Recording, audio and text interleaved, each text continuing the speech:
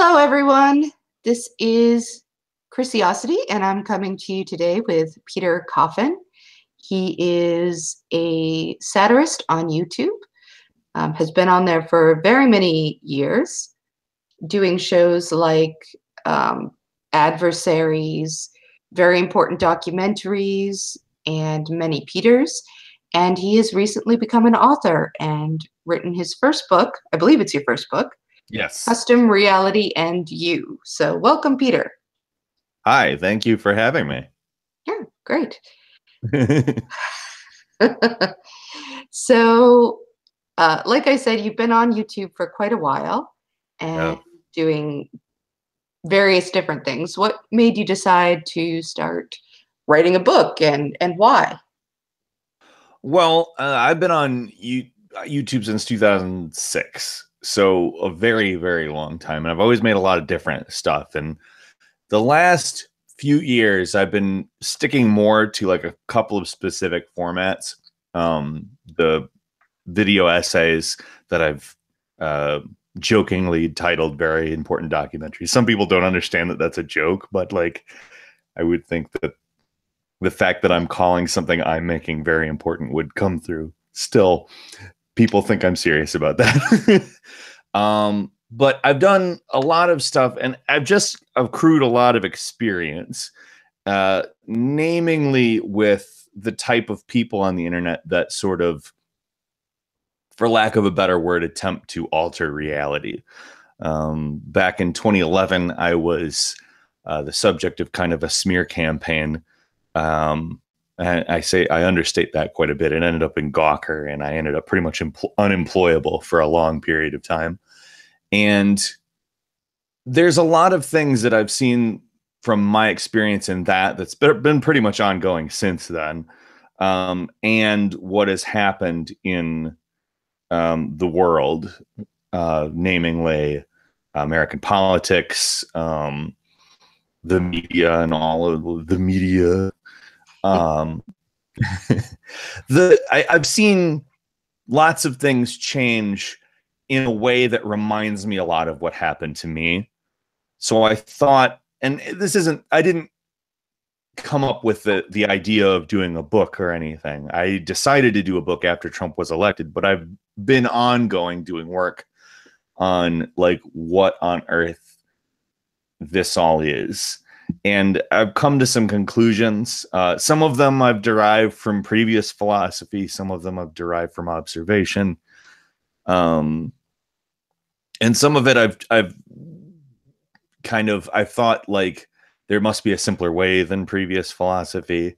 I'm not trying to claim myself to be a philosopher or anything like that. I've written a lot of obviously less intelligent than philosophy material, but I don't know. I'm at a point where I feel like it's worth sharing the insight and connecting some of the dots, like things like the marketplace of ideas, which you hear that term all the time, but what does it actually mean? What does it entail? What does it cause? Why do people always act correct? Why do people think that they are the center of the universe without actually really even knowing that they think that? And just a lot of things along those lines. I felt like it would be a good thing to connect all of it and try to make some sense of where we are as a society. Yeah, it's funny. A few years ago, I had done read a book by somebody or other. I can't even remember who now.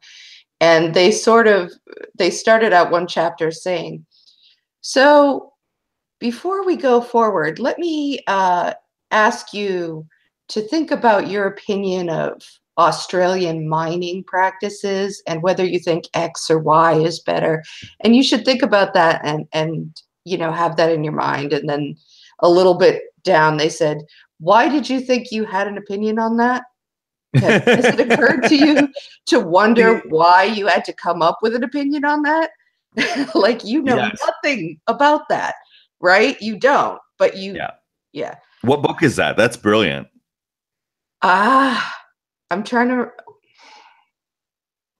If it's if I something you, remember it, I will tell you. I think it was probably one of my logic books that for a while I was sort of consuming books about critical thinking and logic, Hmm. because I was never, I don't know about you, but I never really had a lot of formal schooling. Oh, I dropped out of my second year of college. I did 1.5 years of community college, so not even like a Mm, prestigious school. I'm just somebody who reads a lot. School is something that I don't really enjoy. It's a structure that doesn't work for me, and I have difficulty learning in it. And I get bored very easily. I get tired very easily. And these things aren't very conducive to a sort of endless slog of information. yeah. So I also went to community college to do all the colleging I've done, which is not, I don't know. I couldn't even tell you how many credit hours at the end of I have no idea. the It was in 2003. I was in college. So it's like, I don't remember a lot of stuff about last week. So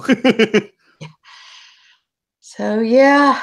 Well, for me, I mean, I would have liked to have gone to college, but it I'm takes still like time, considering, money. yeah, I'm still considering attempting to go at some point, but it will be after my kids are a little older because there's no way for me to do it now. Yeah.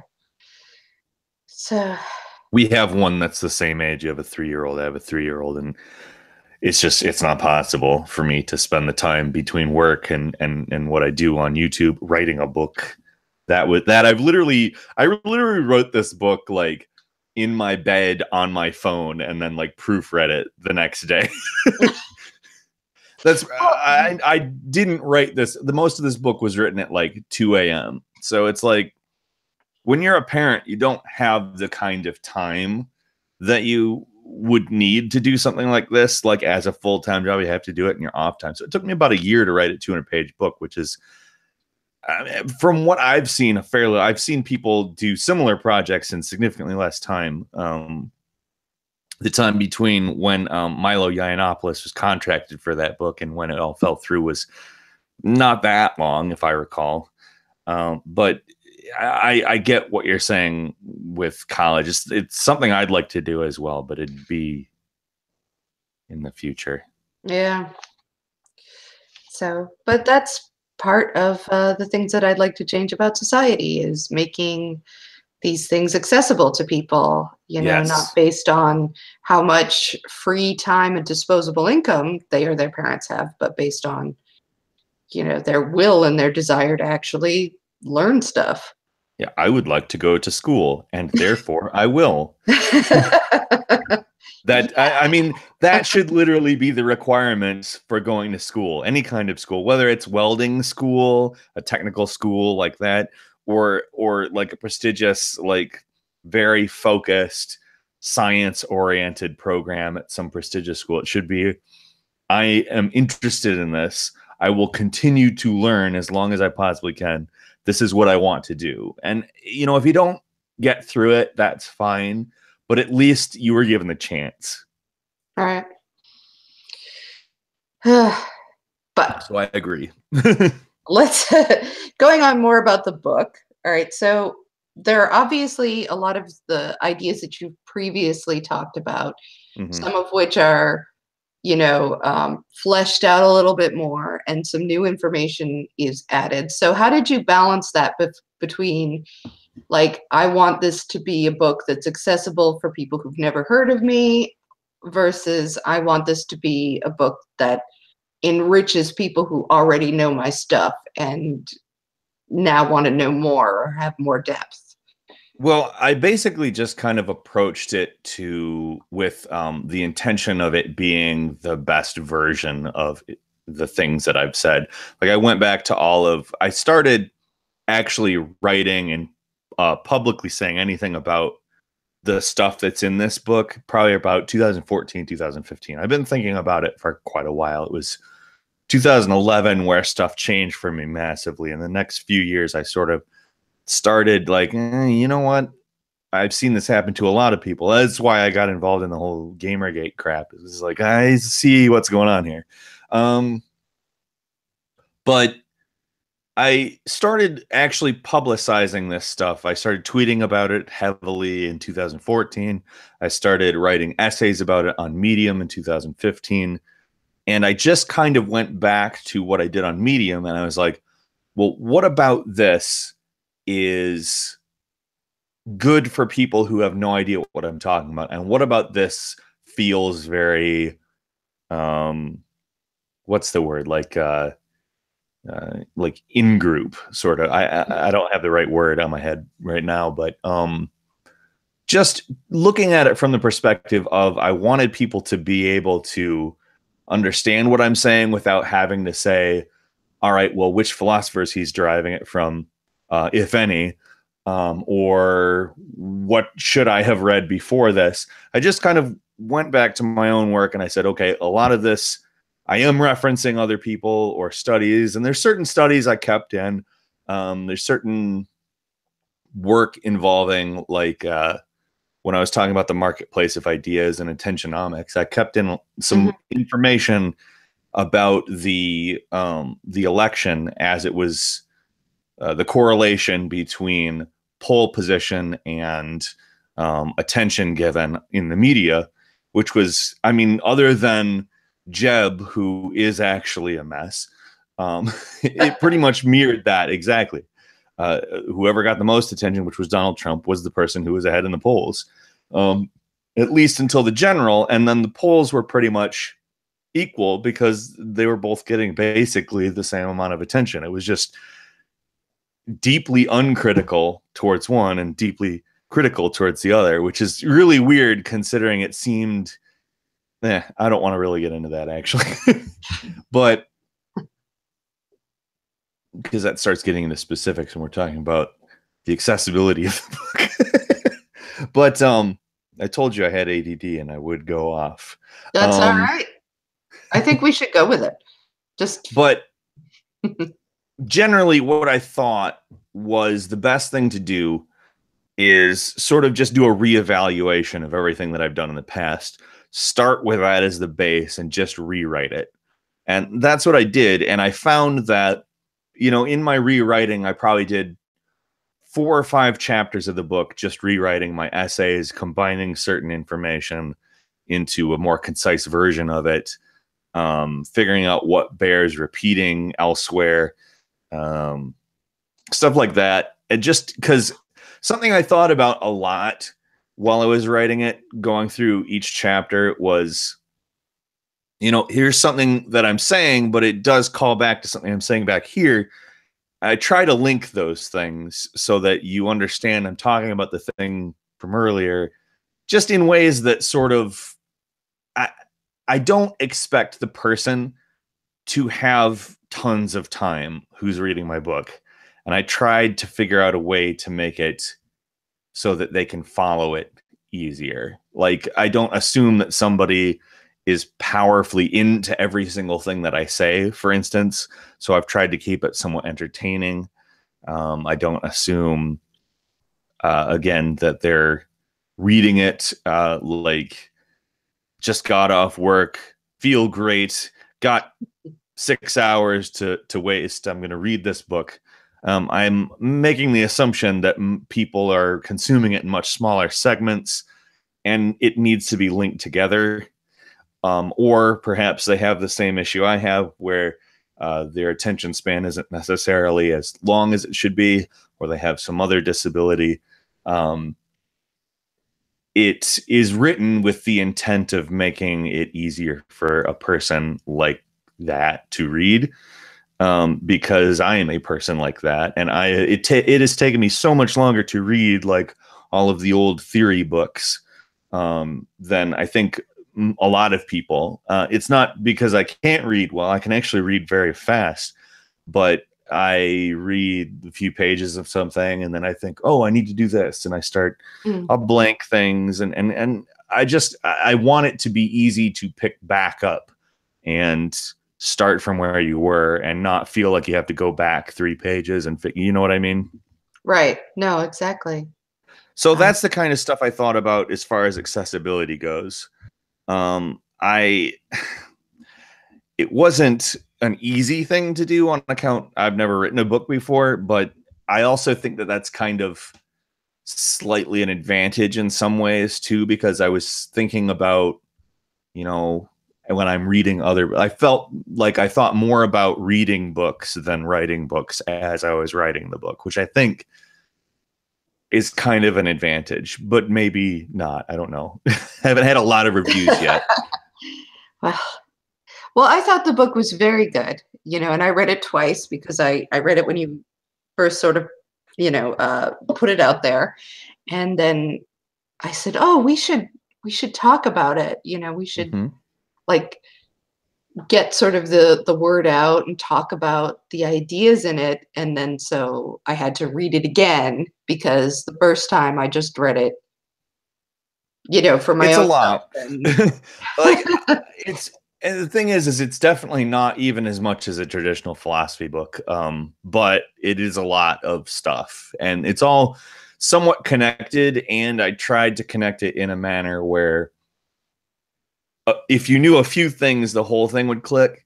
But I don't know for sure because, like I said, I haven't actually gotten a whole lot of reviews. I've had a few people say that it's easy to read, so I'm happy about that. But that's the hope, is that is more people's experience. yeah, no, and I think you talk about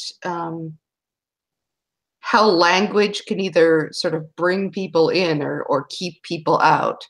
And, things like language and humor, we're really not, people on the left really are not rocking that. No, that's a definite truth. Like, especially, okay, so talk about people who are rocking it, like from the more professional to your Seth Meyers, your Samantha Bee, your John Oliver, to your more independent like H-Bomb or ContraPoints or things like that. And you see people hovering around these people, and whether it be from liberal to full-blown leftist, you see that people are activated in so many words when they hear somebody who's talking in a way that it feels more like a person than like a planned speech, Yeah, and I have to admit that I'm not really that good at that because and I'm very aware that I have a weird way of talking because one, I love to read, so I have sort of a bookish sort of tone to me a lot of I times. see. The thing is I've actually listened to you talk in a lot of streams, and I do actually enjoy listening to you talk because I enjoy listening to audiobooks. And you sound like an audiobook. Well, and I know that I come across like that, even though, I mean, people come to me and assume that I'm some sort of academic, and they yell at me for it. Well, they think that I'm an academic, and I don't talk like an academic. I talk like I'm from a rural area, which I am. I mean, I have my wife is from Scotland, and she has she's very enunciates very well, and that kind of reflects. I think I enunciate a little bit more than people from a rural area, but I'm like, ain't bullshit. Well, that's because I come from such a working class background. Like every now and then, for no reason at all, I just slide into it and then back out again, and it makes no sense. Like, I don't even know that I'm doing it at the time, but it's just it's the difference between the way I find myself talking when I'm trying to impart information and the way that I'm just talking if I'm just talking to a person, which is two different ends of a really ridiculous spectrum. Definitely true. And I think that's also part of why it's so difficult to make videos for a lot of leftists, because it's very hard to find a balance. You end up like, okay, so I don't mean to say like the left is factual and the right is not factual, because I think that that's a somewhat naive and or elitist way of thinking. But the left tends to get wrapped up in citing a lot more things. And I think that while it's very important to cite things when you make like a claim of some kind, um, often we revolve what we're doing entirely around that. And I think that that is to our detriment, because a regular person doesn't care, for one. Like, as long as it's a regular person cares what your opinion is, cares how much you care about it, and how confident you sound, basically. And Mm, I'm not saying that because they're dumb. They're not dumb. But they are accustomed to our media, and our media is, it doesn't spend all this time citing stuff. It talks about, it may be because it is an outlet and it does get these things, but it's like, it'll mention where the information came from and then just continue on. It won't, say this study says this and this is what the study means. But we have some very in-depth stuff, and there are people who do that very well, and it managed to be very interesting. And we also have people who don't. And I think that, like, for instance, Sean does a great job. Sean and Jen, yes. Yeah. phenomenal with information. He presents information in a way that's super interesting and fun, and just, I enjoy listening to him. But there's also there's people who just, they get very wrapped up in facts, and facts are important, but they're not everything, because fact is not what we think that fact is. This is something that I talk about in the book, actually, a Yeah. lot. Fact is, at its best, a collective agreement on evidence that people all seem to agree they have pretty much the same experience with. We can't really escape the fact that we're beings of perspective.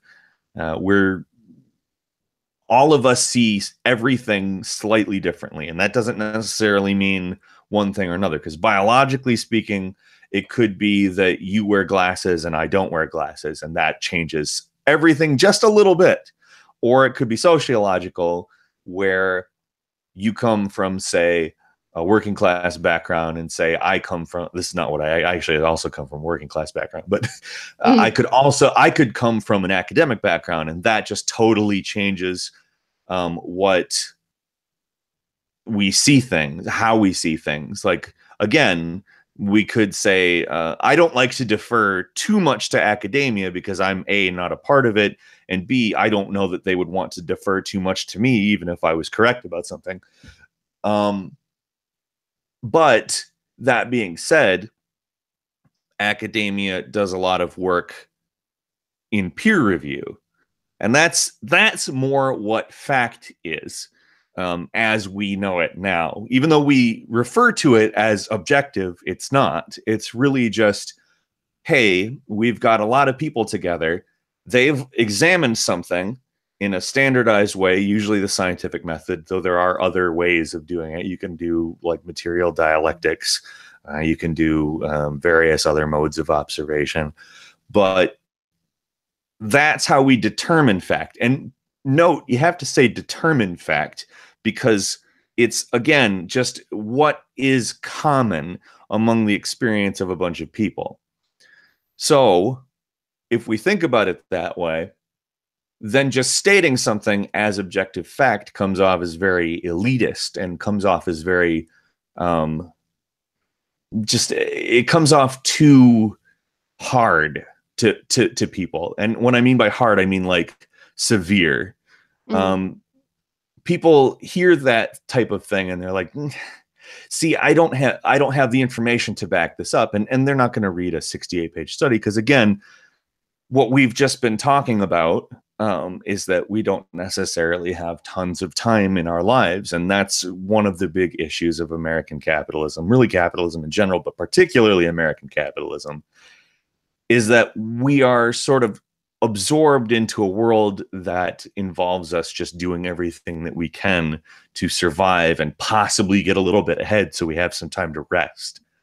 right. Yeah, So, yeah. it can be, it can come across as very condescending.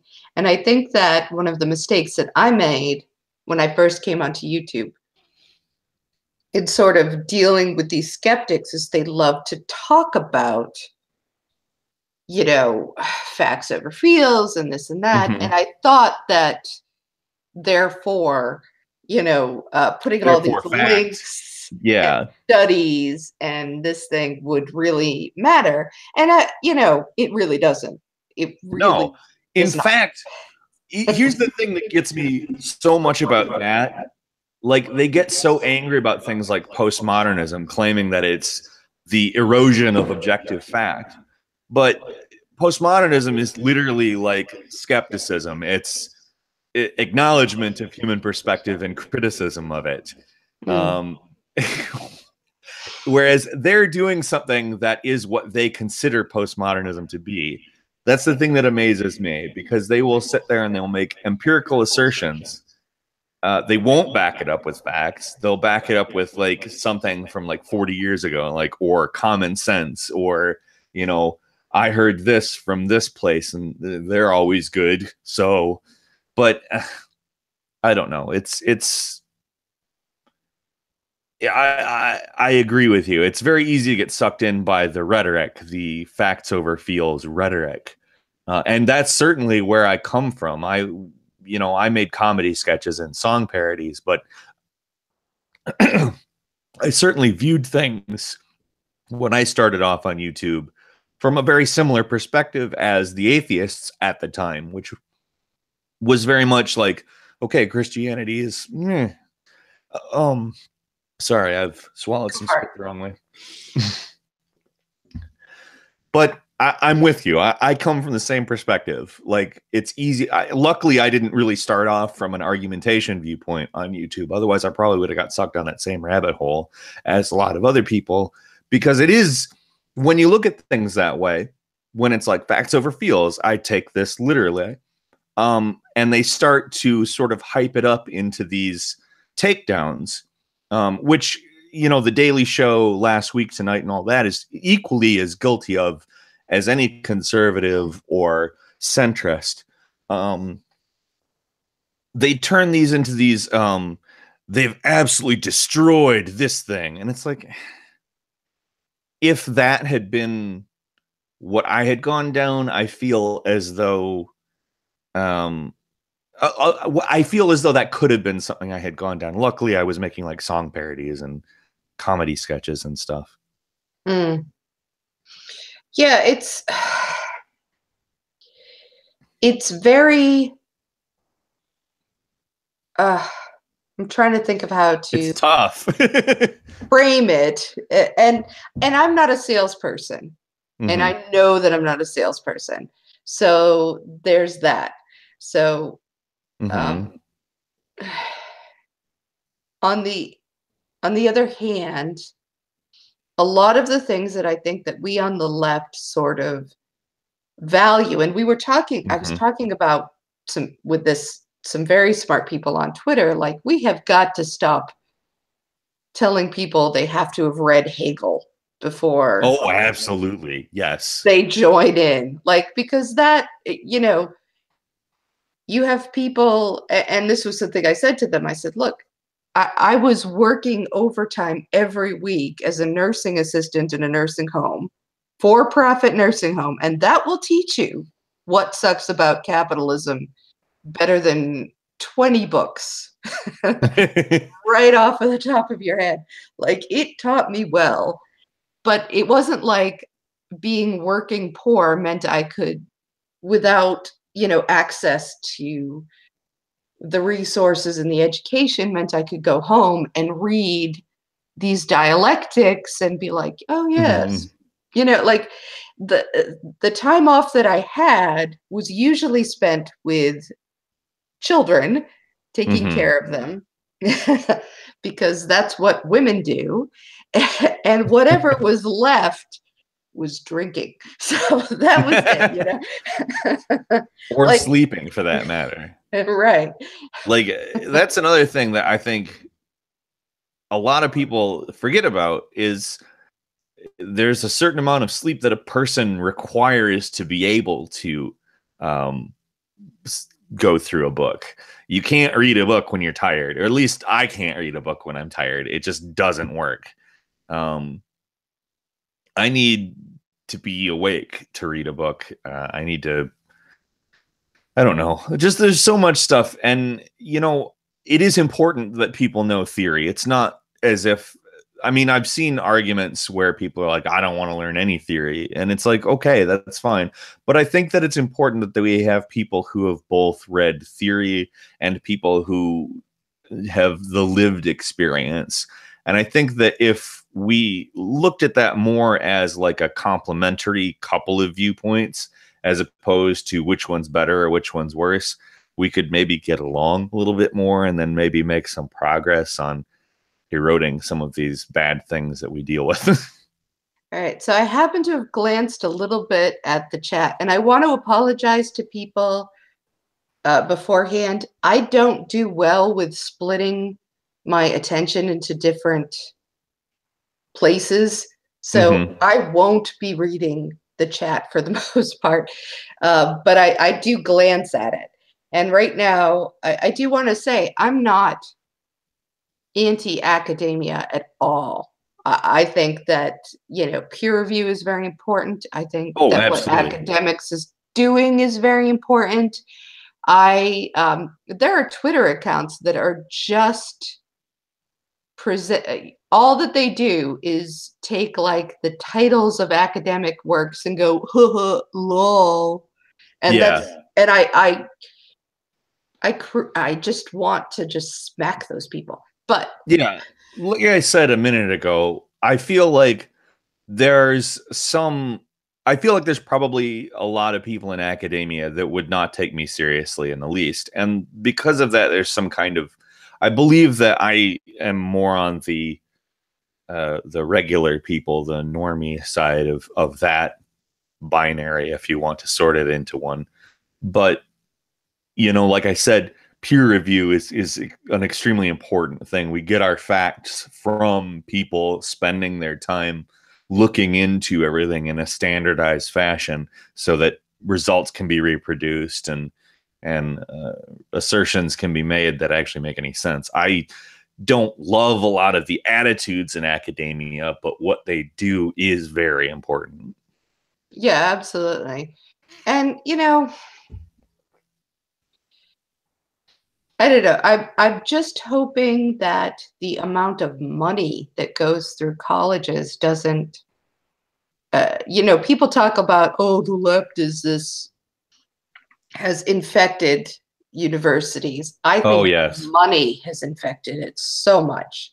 I completely agree. I think that a good thing to say that I think that a lot of right-wing people don't want to acknowledge is that there is a tension between the sort of neoliberal sector of things, which is very, very market oriented, and the actual left wing sort of section of things that is more oriented towards ideals and things like this. And I'm not saying that it's outright evil automatically if it's neoliberal. A lot of people who are very, very market oriented have very good intentions.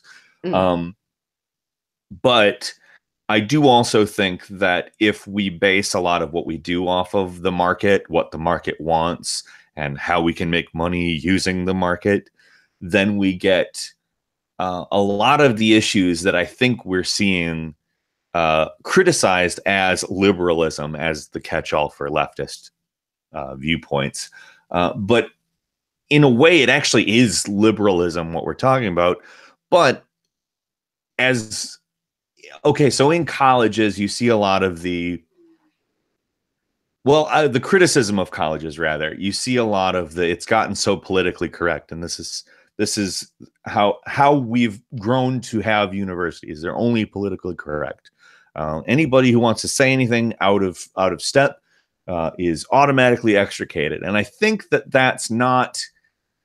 It's okay. So I want to I have to be very careful how I word this, because I think that it's not unfounded, but I think that what they're saying is not true. I feel like there's a certain way that things are done. That once something reaches sort of validity in the markets, either in the marketplace of ideas, which it means has a ton of attention and somebody's figured out how to make the idea profitable, or just flat out totally like it has become a profitable idea. I feel like that causes some kind of a reaction where that becomes sacred in its own way. And when a liberal or a neoliberal or whatever you want to call it has social progress happen, basically because of this, it makes the social progress sound less genuine because it's through the lens of a market. It does have something to do with money. And because it has something to do with money, people who don't necessarily think about the ramifications of combining social progress with a for-profit institution, people who don't think about that, namely conservatives, look at it and just go, well, they're just greedy and they're just trying to enforce their way so they can make money.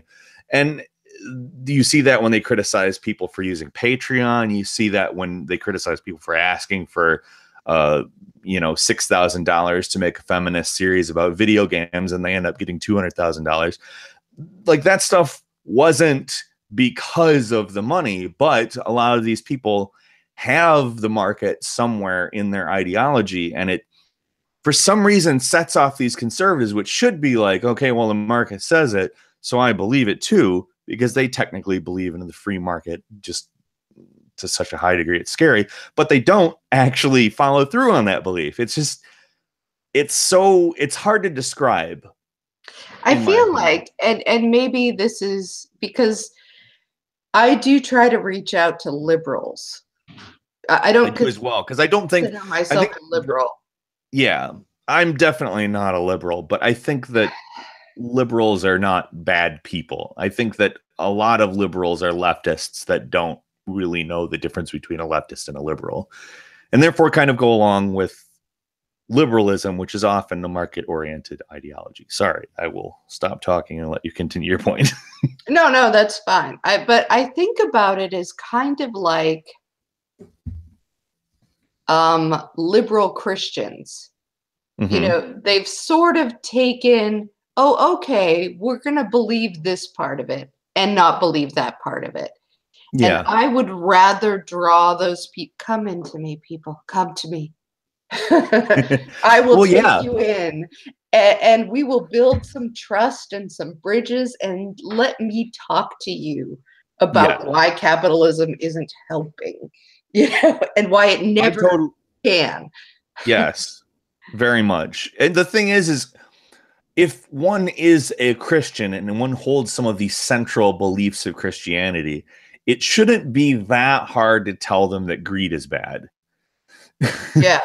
That's the thing that I like. Okay, so in the book, I talked a lot about how, there are people who are very choose your own adventure with religion, and that's not a bad thing. Like, it's a good thing that people, for instance, don't stone women for not being a virgin when they're married. That's something that was held in a belief that was held in the Old Testament times that they choose not to have, and then that's good. I think that's a good thing. I think we shouldn't be like, if you're a real Christian, you should be following everything in this Bible, because if they did do that, if that was how we looked at real Christian and real people were like, okay, I'll be a real Christian, then we'd have a lot of messed up crap going on. So I agree with you. It's very important that we sort of look at people who are being like, okay, well, I believe in God, I believe in being good to other people, I believe in love, I believe in all of these things, and it's like, okay, well, you don't believe in greed, right? Like, that doesn't make sense. I mean, I think that cognitive dissonance and what Marx would have called alienation is very real for a lot of people who are quote unquote liberals.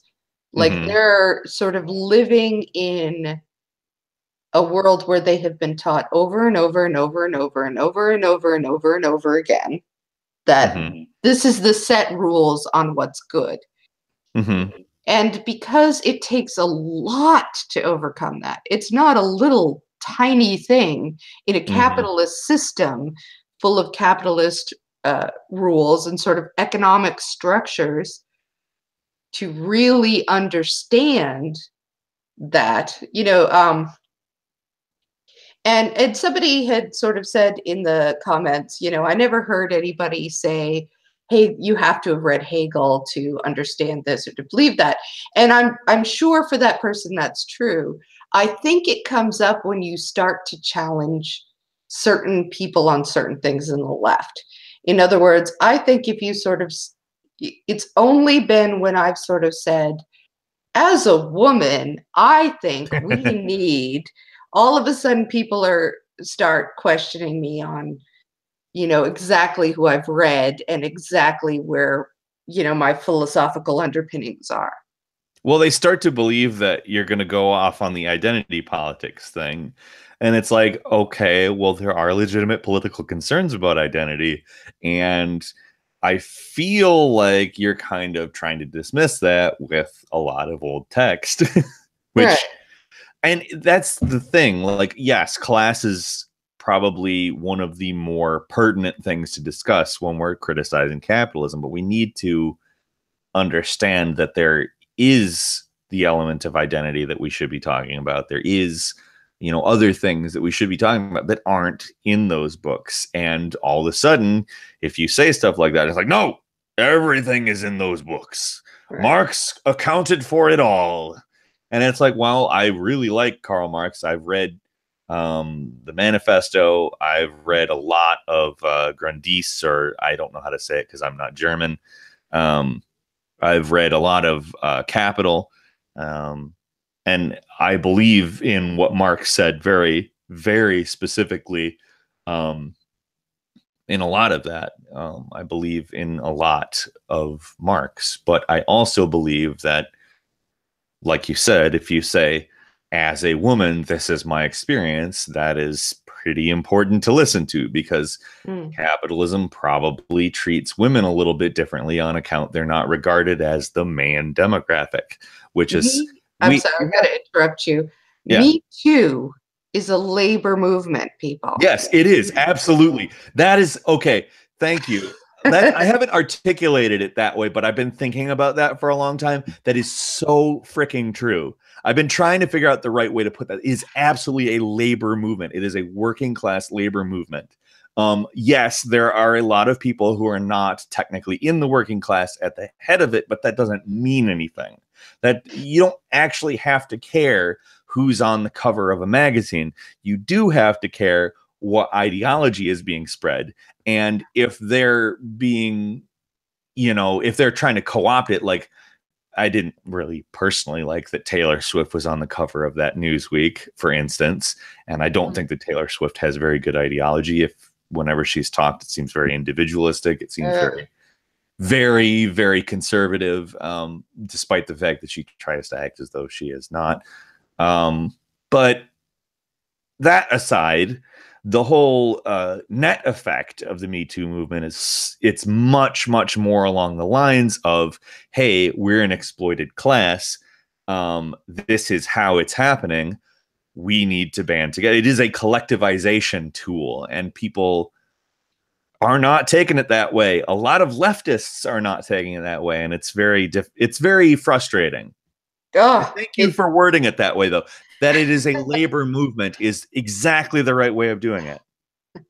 it has been driving me a little bit crazy. Like this is, and I know the way that our society is sort of set up, and I'm going to go very out of field here. Gossip is an important thing in any society, right? Gossip is part of um, how people figure stuff out in the margins, right? It's easy for any group together. I'm talking anthropology here. Like it's easy for any group to say, don't kill people, don't shoot, don't like steal their stuff and don't like rape them necessarily, depending on the society. But it's not as easy to sort of say, hey, how should we deal with this guy who's taking a little more food than this other guy? Mm-hmm. And how do we talk about that? And how do we talk about this person and they have kids with this other person, but things aren't working well? Like, how does that work out? Like, that's where gossip sort of comes in as part of the structure of society. And that's why something like 30% of all humans, male, female, whatever, talk about gossip, right? It's just a Mm-hmm. consistent across the board thing, no matter what. So, celebrities in a great big country society like ours, Mm-hmm. I can't talk about Jim from across the street and have hundreds and hundreds and thousands of people, um, all say, yeah, I Get it. really want to hear about Jim. Yeah. But a celebrity is a sort of a stand-in for a Yeah. larger conversation. And that's how it's worked. And I'm not saying that that's how it should work or that's good either for celebrities or for us, because it clearly is not. It's not good for anybody.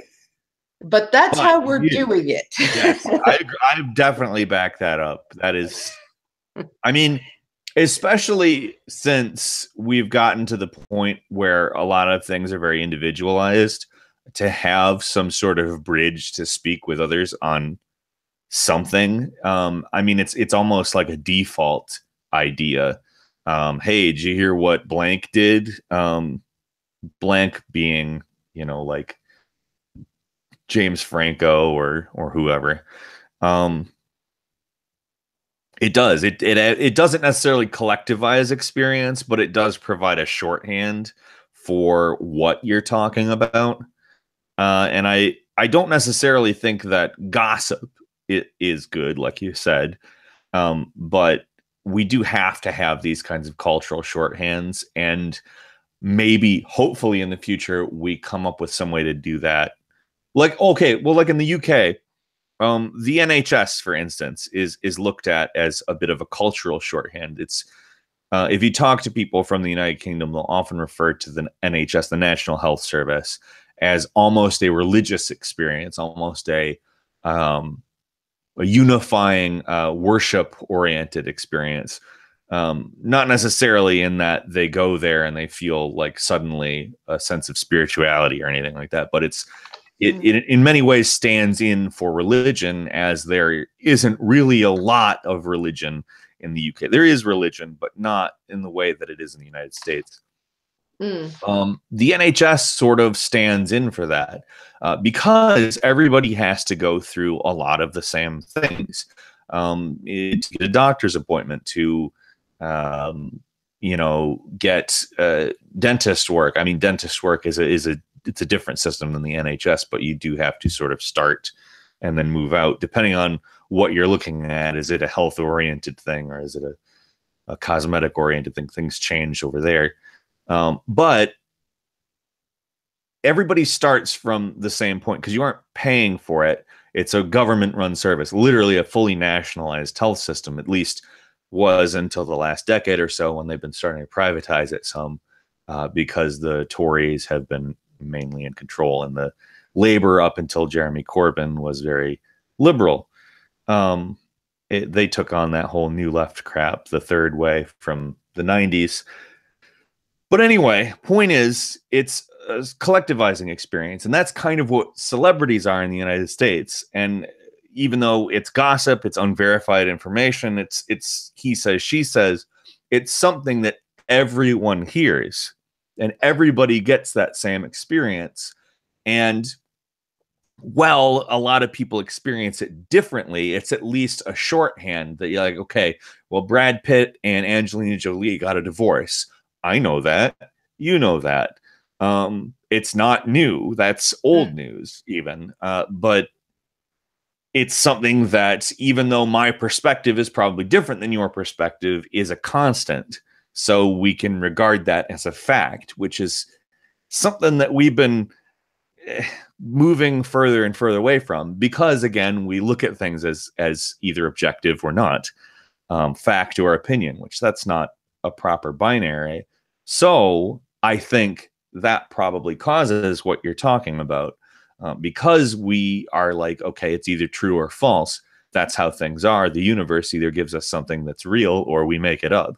That's not how it is, but I mean, we need some kind of collective experience by which to define our interaction with the physical world, and unfortunately for the United States of America, that's celebrities.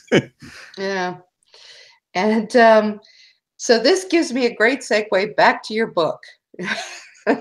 I knew we would get there someday, Yeah. which is what what is collective reality? And Okay. I'll let you finish the question. Sorry. no, like I know that that's sort of what in the book what you are saying we need more of, as opposed to Yes. this religion of me, this individualism gone Yes. amok. Uh, I'm glad you brought up the term religion of me. That also kind of stands in for religion here, whereas the health system stands in for religion in the UK. Um, Here we individualize our experiences because, again, we're supposed to look at things as objective. It's either real or feel, so to speak. Um, that's the binary. That's how things are. It's either fact or it's fiction. That's it. There's nothing to discuss here. There's real and not real.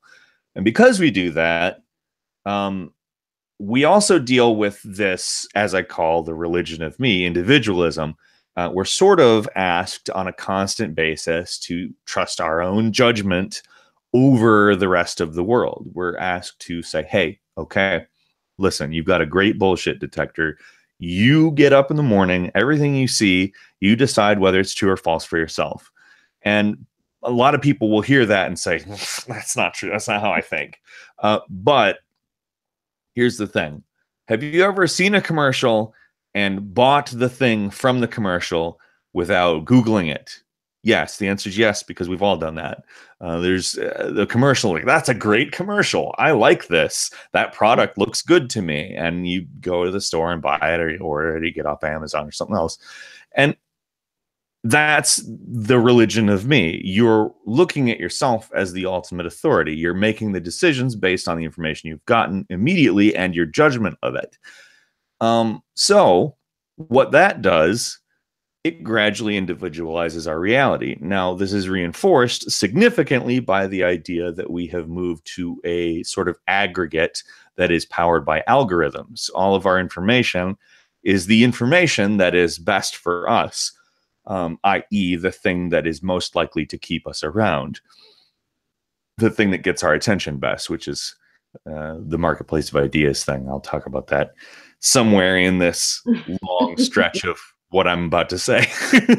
um, so we make our judgments based on our gut feelings, and we're not supposed to like think about it that way, but we're supposed to do it. We're supposed to think about it as, this is the land of individualism. It's the individual versus the collective. I am making my judgments. I believe that the aliens are going to attack. Well, the government says there's nothing going on. I'm Jeff Goldblum. Everything else is the government. That's the attitude we're supposed to take, and all of our media reinforces us in some way, whether it's traditional media, whether it's new media, anything, movies, TV shows, news. It's all trying to make us go like, hey, you decide what's going on here. I think on a very high level that we're kind of stuck in a feedback loop where we individualize our reality based on that. When we sort of are, I guess for lack of a better word, stuck, we're stuck in a loop. And when we say, sorry, I, as I said, have attention deficit disorder, I'll get stuck. But we then have to worry about things from perhaps um, this is what ADHD is like. We have to think about things from the perspective of sort of, why are we individualizing our reality? Why are we taking trusting ours as the authority? Why are we? Some of it is based on the marketplace of ideas. We're meant to look at ideas from the lens of a marketplace. That is, it sounds okay. It sounds like, hey, there's so much choice for me with ideas, but that's not necessarily the case. It's a metaphor. It's meant to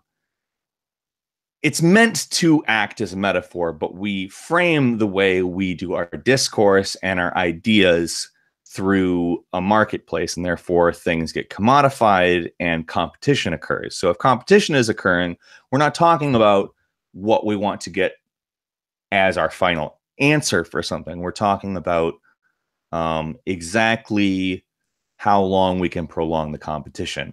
You've heard the facts, now you decide, that kind of thing.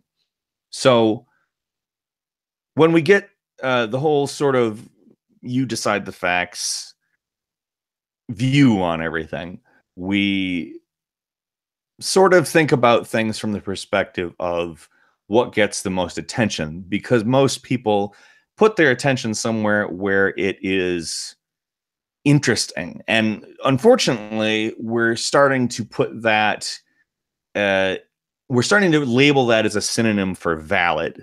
So the marketplace of ideas, generally, it starts as an idea that sounds very good. You get a lot of information.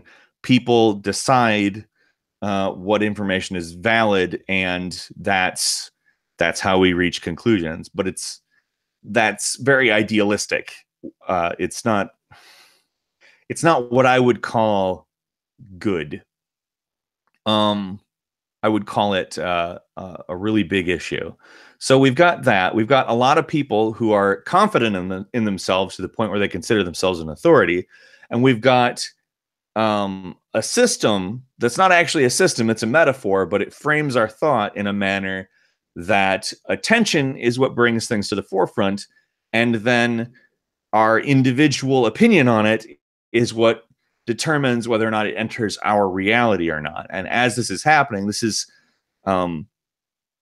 part of it. Another part of it is meritocracy. You have to be right. You have to consider yourself right, so you present yourself as right, which reinforces the whole individualism thing. It's also a demand of the whole individualism thing. And it's basically a big minefield of circular logic.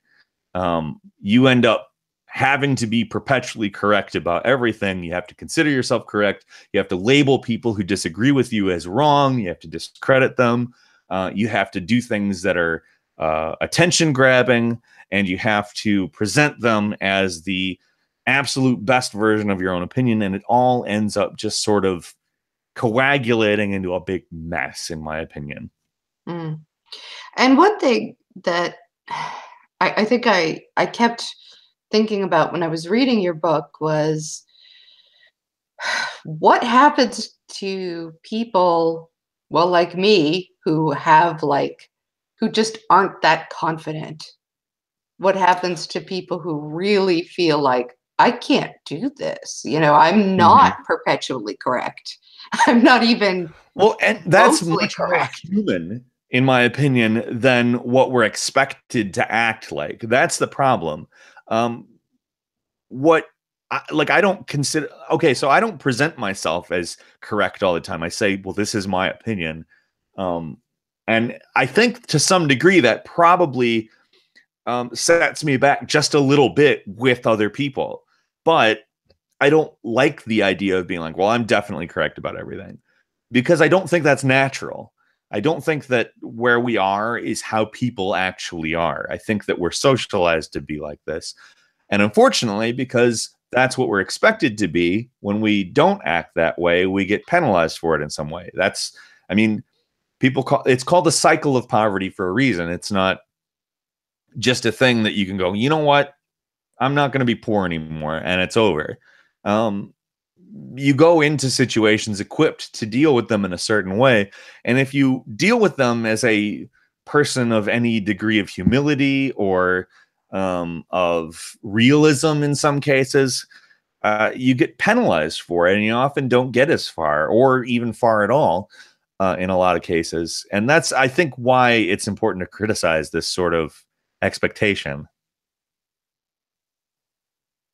And I think also, and you sort of alluded to this when you talk about the how you feel about individualism is influenced by your social class.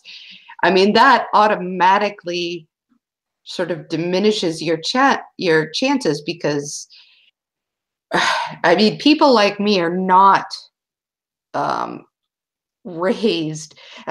Reading one thing that they said where the world is your oyster. No one in Yeah, my life ever has said that to me. Like, that's I haven't gotten that really. either. I That's the thing. sympathize. It's absurd. You're referring to that the study by the Harvard Business Review, right? Correct, correct.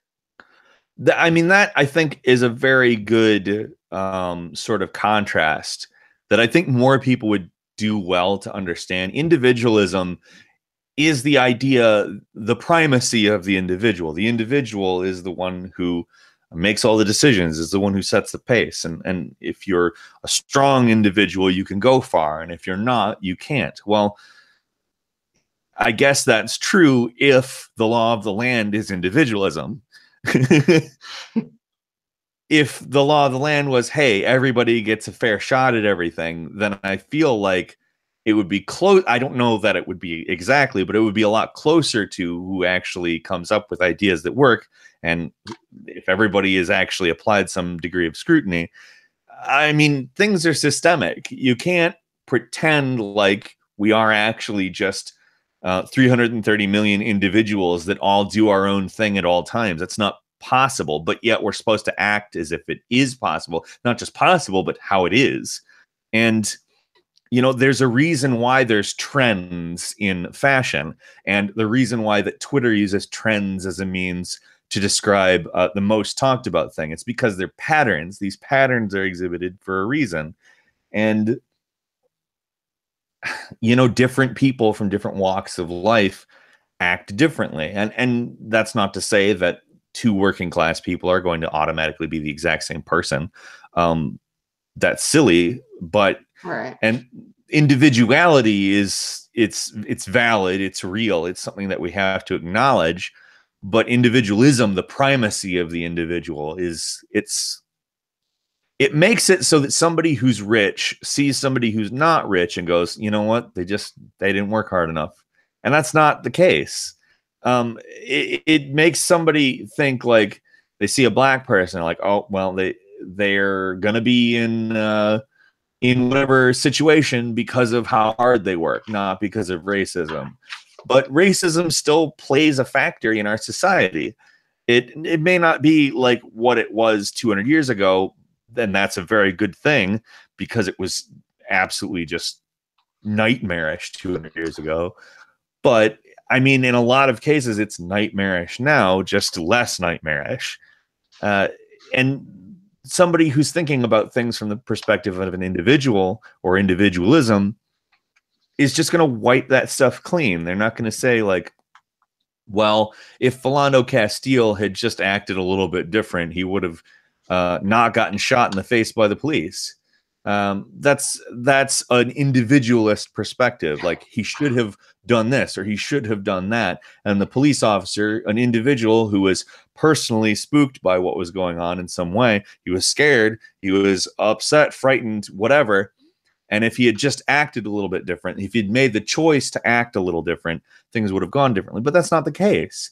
Systemically speaking, like, there are prejudices involved. There are trends in behavior. There is lots and lots of auxiliary information. There's peripherals that people don't take into account when they're talking about individualism, because they're talking about the person being the authority, being the prime reason of, and we can't look at it that way, because everybody, I mean, we come from different places, and that there is a reason we're in those places in the first place. Yes, we all have our own perspectives. That's something I'm even advocating for specifically. It's something that's very central to the premise of my book. Mm. But it's only to acknowledge what we need to do as many people to start to see things in a more constant way, to start to view the world more constantly, to put it in probably the less ideal way that I could, but another word isn't popping up right now. That's all right. If anyone in the chat has a better word for that, go for it, because I don't have it. There's a But thread running through everyone's experience. Whether or not they acknowledge that, that's kind of the question. I think one of the things that just makes me laugh, I guess, is that the people who are the most sort of evo psych kinds of people, the people who are there are only two genders, it's science, don't want to acknowledge that we are social animals, and uh, that has a play here. Like, we evolved very specifically to not be individualism-ish.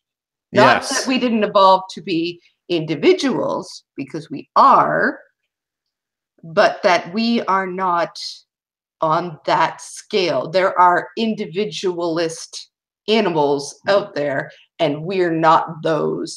And it's good we're not those, because the more like those, the more likely you are to die. Yeah. I mean, you have to be, those types of animals have to be like very specifically equipped to their specific environment. They have to be attuned to what predators they have, what prey they have. It's very specific evolution that creates individual animals. And we are an adaptable, generalized species.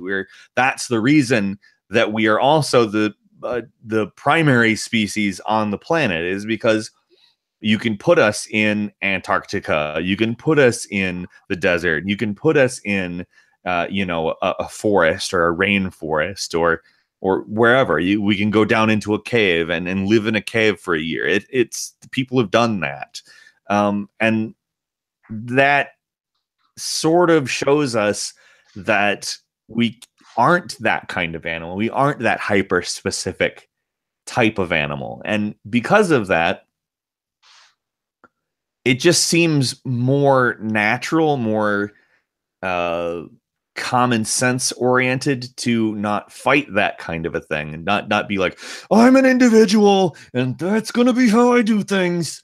There's nothing wrong with being an individual, but like, if you're like, I'm going to separate from society and I believe that everyone should do this, is partly, if you want to separate from society, go ahead. It doesn't really matter. But if you're going to advocate that other people do it, or advocate that other people stand on their own little mountains and believe that they are actually the center of everything, you're kind of advocating for something that goes against how we progress as a people, as a society, as a species.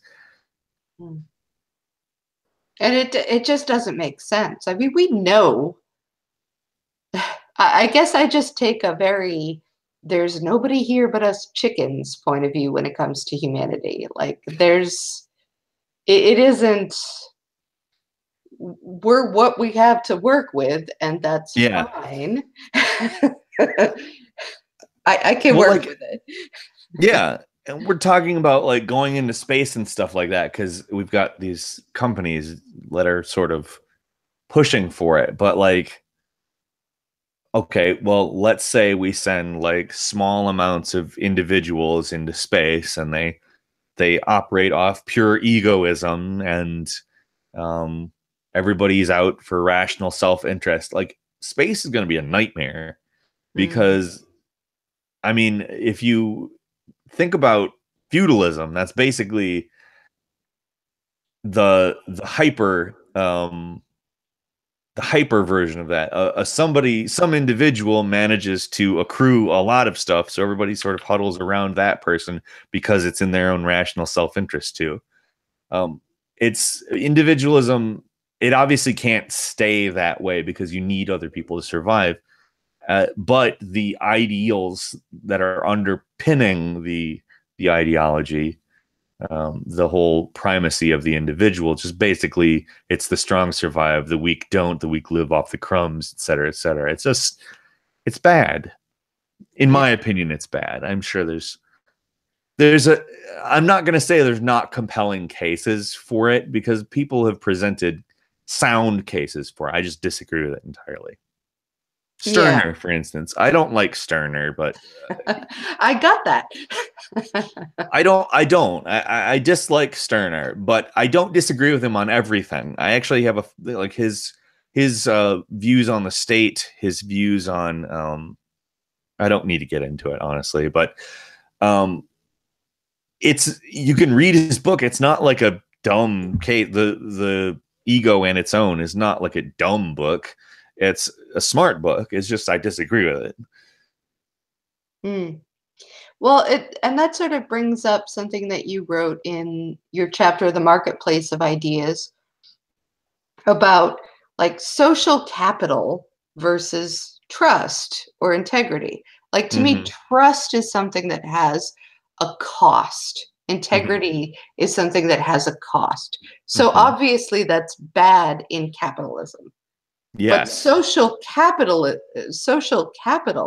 Trump has certain amount of social capital, despite being the least trustworthy individual you could conceive of, really.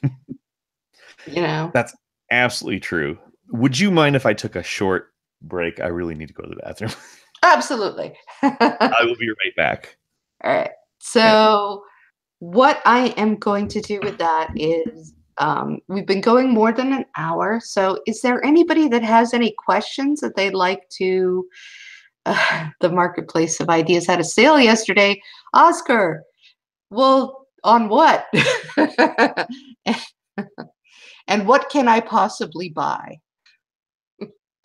But seriously, any questions or anything? We're going all over the place, and probably should be paying more attention to bad opinions and onions. Sorry. That's what Oscar came up with.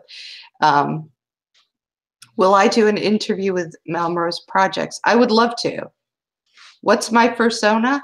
My persona, this is going to sound stupid. It already does, and I haven't even started yet. I am a Leo, and on the Chinese horoscope, I'm a tiger. So I consider my persona to be like whatever those, there was like one cat that from which all other cats descended. That's what I've decided my persona is. I know. Hello. All right. You're talking about personas? Yes, I am. I'm Sonic Hedgehog. Yes. So we have Sonic the Hedgehog and the now deceased, long gone feline person who created all felines. So if you could have one show last forever with new episodes, what would it be? And that's probably to you, Peter.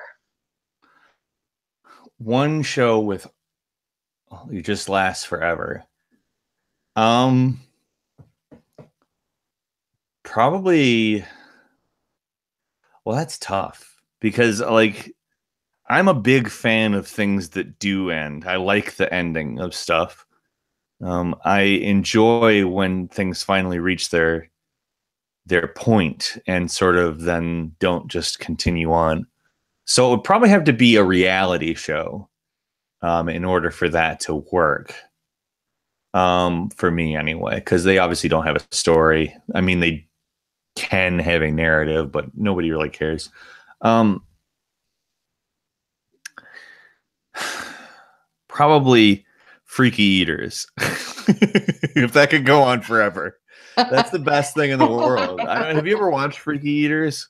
No, but I've watched a lot of shows like that. So go What ahead. it is, okay, so it's this show where people have some sort of weird eating habit, and that is all they like. Usually, it's all they eat. They all eat like one thing religiously, and it's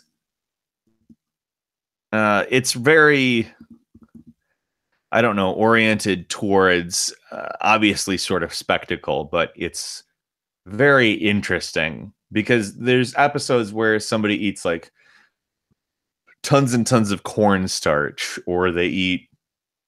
There's one where somebody like just puts maple syrup on everything from like hamburgers to like steak. They put maple syrup on steak, and they put like a really unhealthy amount of it on, and it's super interesting because I'm not like that. I mean, I eat a very samey diet. Technically, I eat like lots of noodles, and from time to time I'll eat tacos and stuff. But it's not because I'm obsessed with that. It's because I generally try not to spend a lot of money on food.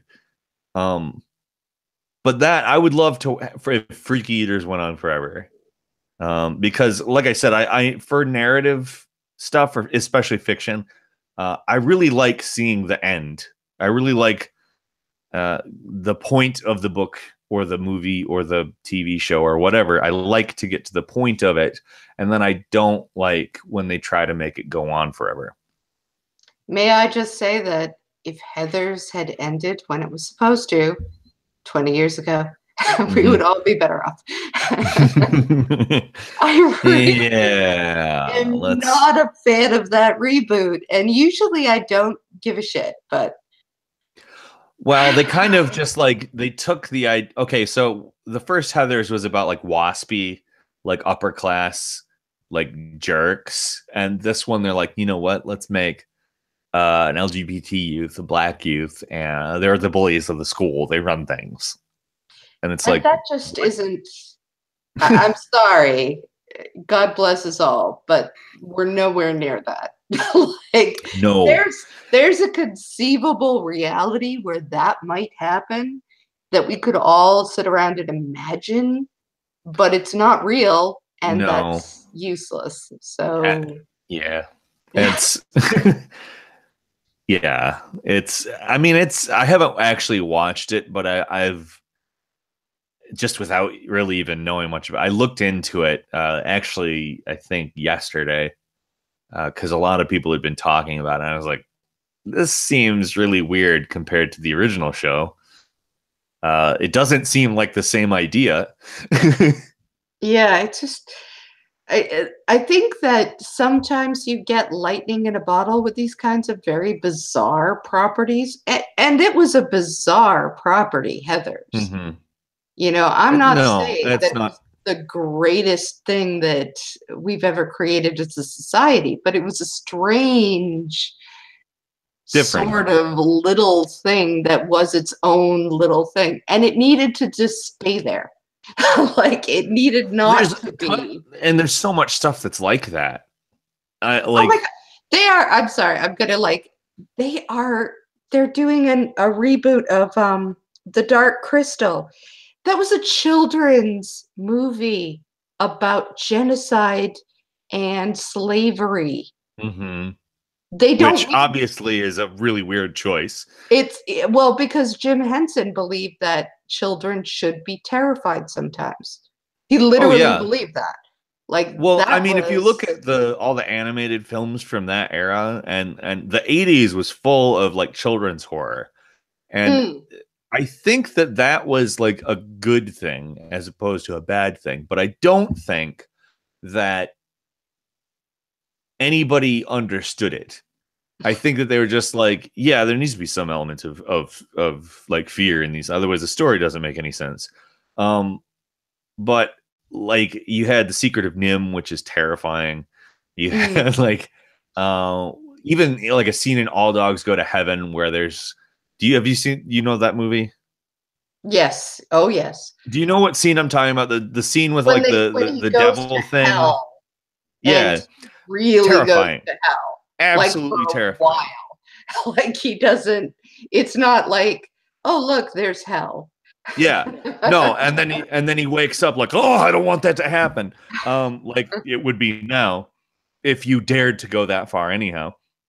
Mm, But I like that stuff, and in some aspects I think that it would be interesting if they tried to do it now, maybe in a manner that was maybe more thoughtful. Because, like I said, I don't think a lot of people were really like, yeah, this is definitely being done for a reason. I think that it was really not really critiqued a lot because I don't see a lot of people mention any of that now. And there's a lot of talk about like 1980s properties currently. mm. Because there's like you said, a lot of remakes going on. And, I don't think that a lot of people have really like thought of, I mean, a lot of people have, but it's never really been a mainstream conversation. Hey, remember how terrifying all those kids movies were? Like, Well, and they were, but we liked it at the time. But then again, it was a different time. It was a very specific, very 80s kind of time. I'm sorry for the people who didn't grow up in the 80s and who are like, what do you mean children's horror? Like, oh nobody yeah. did that. Well, I mean, even like An American Tale, the movie about Fievel Mouskowitz emigrating from the USSR to the United States.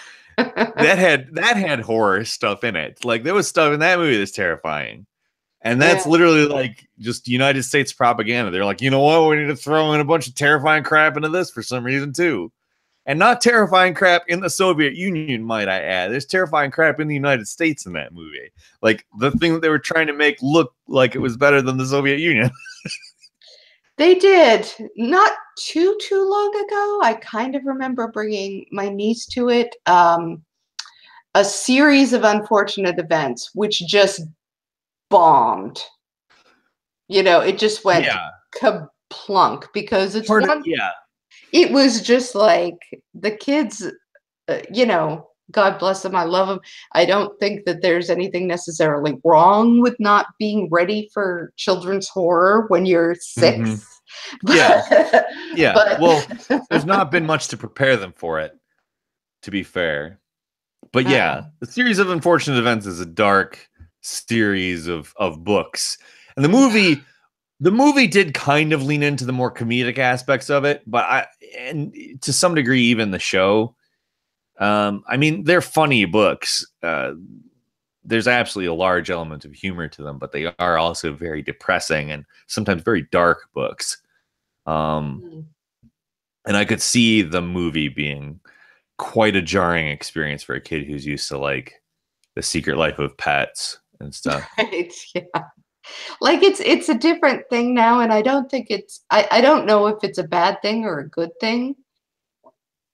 I think that in some ways it's good, in some ways it's bad. Like I said, I think that it would be good if we brought back some element of that children's horror, but made it more thoughtful. Like if you revealed a truth about like the nature of, say, capitalism or or some sort of smaller microcosm of society and its predatory nature, which I'm sure that those things are probably in some way attempting to do, but to me, like the dog in All Dogs Go to Heaven just going to hell, it doesn't make sense to me. Like it's just like a terrifying scene. I feel like you could do it in a way though where children are like, okay, I understand what they're trying to say, and then as adults, if they go back and see, they're like, oh, that movie is trying to say something to me. I don't get that with those movies. Like I get like it was cool that they actually would do stuff like that, but like was it narratively super important? I don't know. And was Uh, it, especially in relation to the absolute point of the movie, was it that important? I don't know. all right, um, so I've gotten 3 questions all in a row, after not getting any questions for a while. It's, what do you think of the Soviet bloc and its effect on the image of socialism? Mm-hmm. Are Sloppy Joe's burgers? And a No, question about who framed Roger Rabbit. All right, so definite no, I'm definite afraid. no. I love sloppy joes, but they're not burgers. It's a different thing.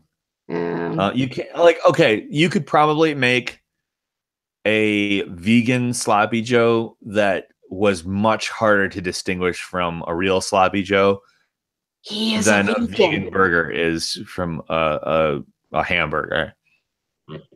Mm.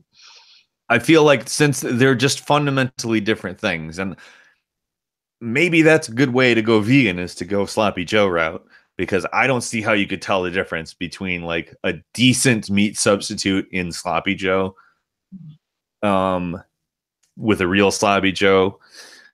But okay, the other questions, the Soviet bloc. I think I don't love Lenin. I'm not a big fan of Lenin. I don't really think that the Vanguard thing is um, the Vanguard Party, the coup-oriented method of revolution. I think it leaves us with a very limited scope of what revolution is. I think it leaves us with a very limited path to liberation. And is it liberation if a small party of people decide for the entire country what they want the country to be? Hence why I care a lot more about convincing people about socialism rather than just like organizing an armed resistance. Um, I feel like the Soviet bloc, the actual Soviet, like if you're talking about Soviets, like workers' councils, I think that that is very, very positive because the actual Soviets, the workers' councils, it's basically just unions. And we're doing that still today. I mean, they are obviously very denigrated by moneyed interests, but overall, that is very important. Unions, the workers' councils, whatever you want to call them, the Soviets, depending on what language you're speaking, that is important. And I think that's part of the reason why I don't like the idea of just totally abandoning the hammer and sickle. I understand that there are connotations with it that are negative, but it is, in all actuality, a well-recognized symbol of the workers. And whether or not that's positive right now doesn't mean it can't be positive in the future, or that it even has to be tied to the USSR or Lenin or anything like that. It's something that people know, and that's, I feel like, more important than exactly what they think of it at the moment, because representation is important. Mm. There's a reason why black people want more black movies. There's a reason why women want more women directing movies and in movies. There's a reason why people care about their identity or class being represented more in media, because it determines how people view it. And if people view things in a very simplistic, stereotypical manner, they don't really approach it correctly. And that's what the USSR has kind of done to the Soviet bloc, so to speak. And when I'm saying the Soviet bloc, I'm taking it. I obviously am not in a conversation with that person. I would ask whether they mean like workers' councils, the Soviets, or if they mean Lenin. That's why I'm kind of trying to talk about both. Lenin, I don't like Lenin. I think that he wrote some things that were good, but was writing them basically to appeal to a populist movement at the time. I generally, you can look at his writing and it changes, like his viewpoint changes back and forth a lot. Right around the time of the revolution itself or the coup, depending on your point of view, he took a much more populist workers council, workers talking about public ownership and all that stuff, and got a lot of people on board, and then kind of went the other direction, which was vanguardism, which is very centralizing power amongst a few people, making the decisions amongst a few people, which isn't actually necessarily inherently.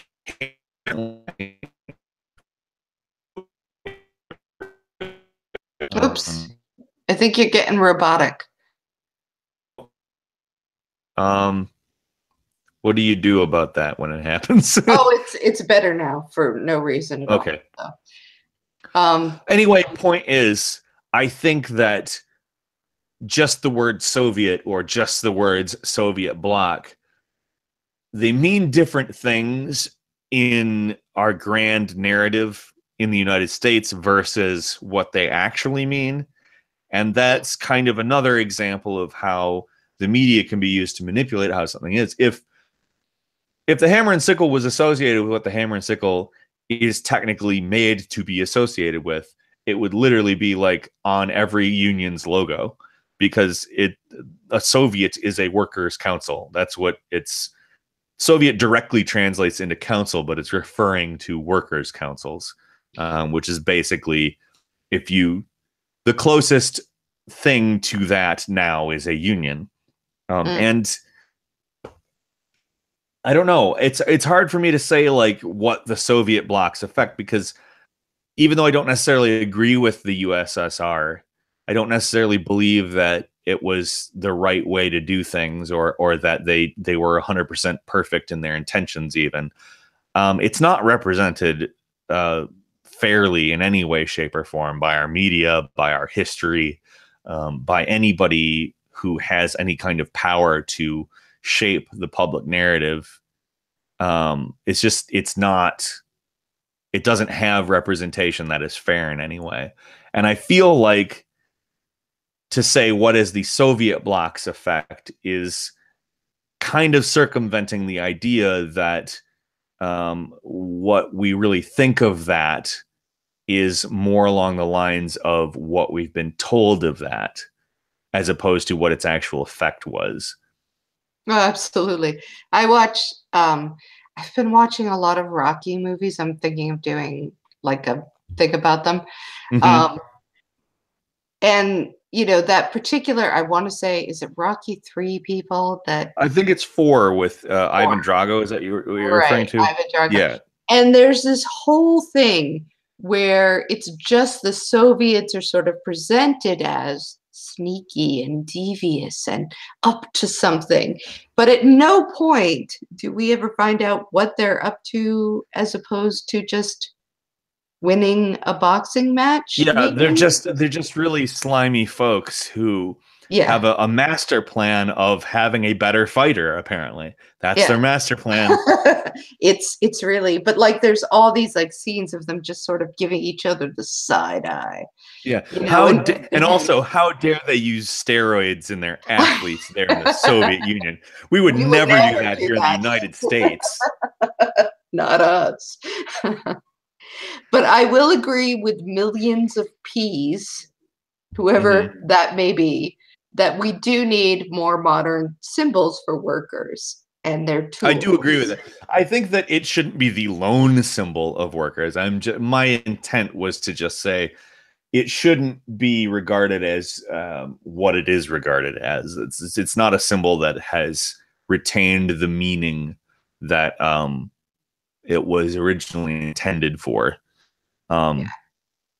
That's really all I was saying. And the Magic Theater is also right. The workers controlled nothing in the Soviet Union. Absolutely, they did not. Yeah, exactly. That is absolutely 100% true. Like I said, the power was centralized in the Soviet Union. It was not, in my opinion, an honest socialist system, and that brings up a lot of contentions with a lot of people. But a socialist They're not system. tankies. What's that? Oh yeah, yeah. No, I'll get a bunch of tankies in my mentions if there are any watching right now. They'll all talk amongst themselves and say, "Hey, you know what he said?" But to me, like, and I don't believe that they were represented properly. I don't believe that the North Korea is represented properly in our media, but that doesn't mean there like a proper socialist. The power is very, very centralized. It's not democratic. People do not retain ownership over the means of production because it is not under their control. Their value is being extracted through their labor. That is not socialism, but that doesn't mean it's represented properly either. Mm.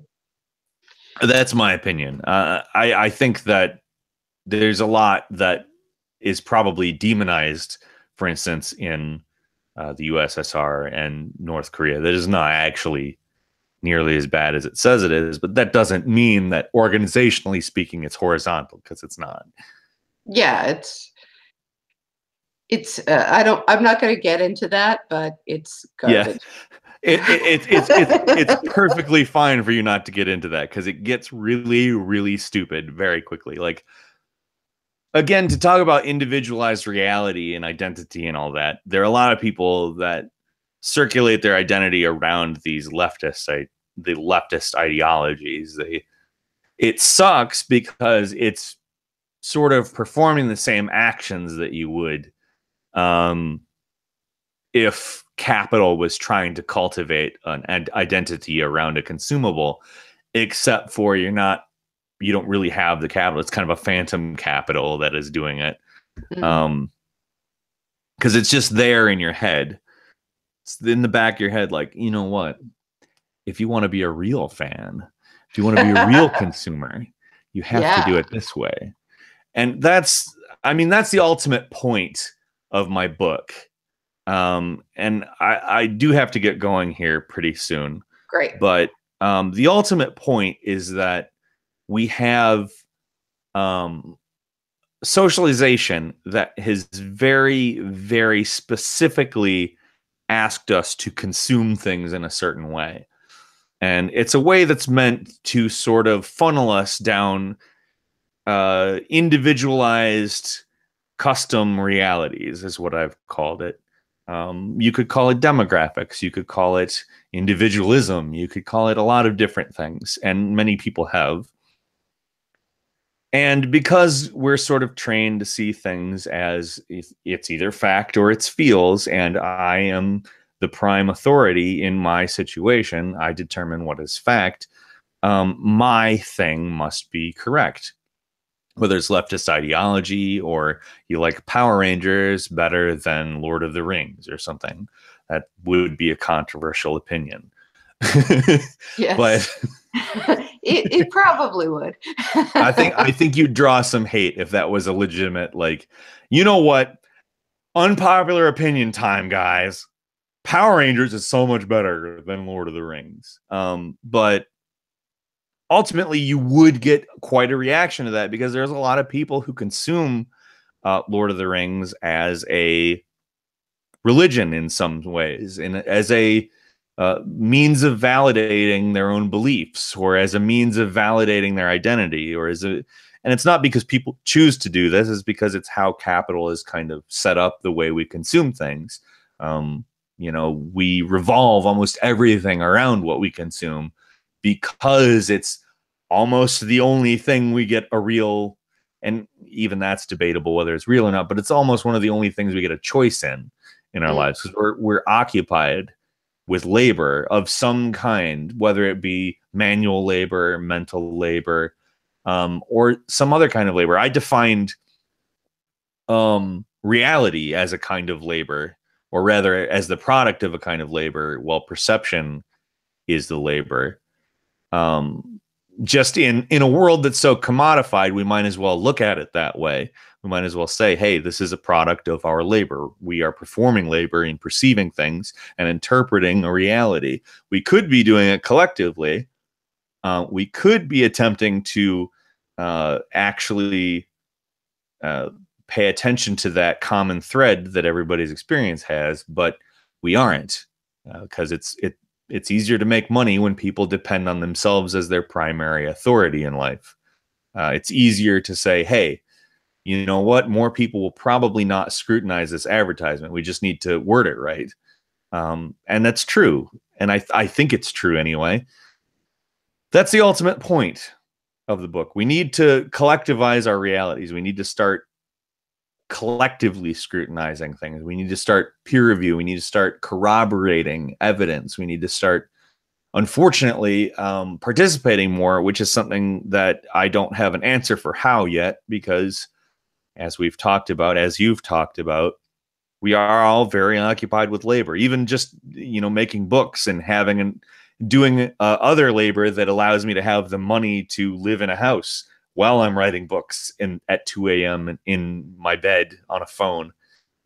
Just, even getting to that point requires a lot of labor. It's not a good situation for everybody, at least everybody who thinks that there's more to life than work. Mm. All right. I want to say that when I said great, I just meant great that you're bringing it back to the book, which is the point, not great you're leaving. So, I feel like that. I didn't interpret it that way. So Great, you're I done. have a couple more minutes, but I wanted to get my ultimate, penultimate point out there. Excellent. I do have the book linked in the so everybody can go to Amazon. Everybody can purchase their own copy. I strongly recommend it.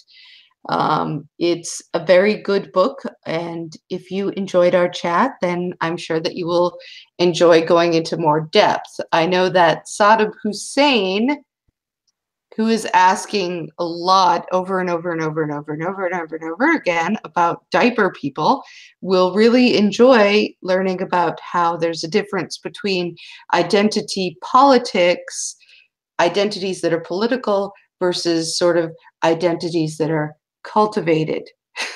Oh, absolutely. And if you want a quickly digestible version of some of the stuff that's in the book, and I'm gradually going to make very important documentaries about everything that's in the book, but they're not quite the full picture. I will say they're more snappy, more catchy versions of it. But if that's what you're looking for, that series on my channel is, I just did a cultivated identity one, which would be very good for that person particularly, I think. Mm.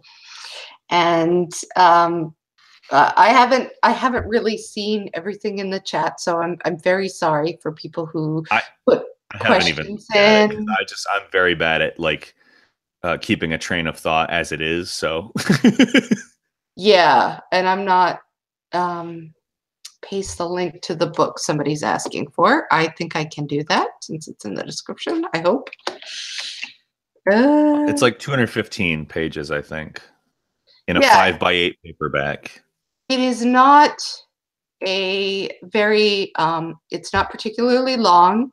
It is written in a way that is specifically tailored to be digestible, but it's still interesting. It's still well considered, well thought out, even if it's at 2 o'clock in the morning.